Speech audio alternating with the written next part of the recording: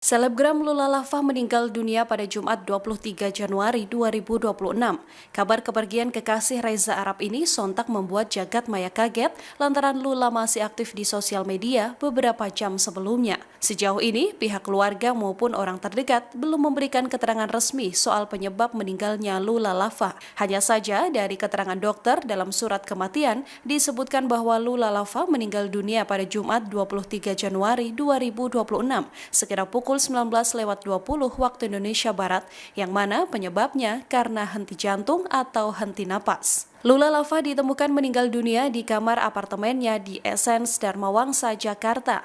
Kapolres Jakarta Selatan, Kombes Pol I Putu Yuni Setiawan menuturkan, dokter klinik juga telah memeriksa Lula saat almarhum pertama kali. Download Tribun X sekarang, menghadirkan lokal menjadi Indonesia.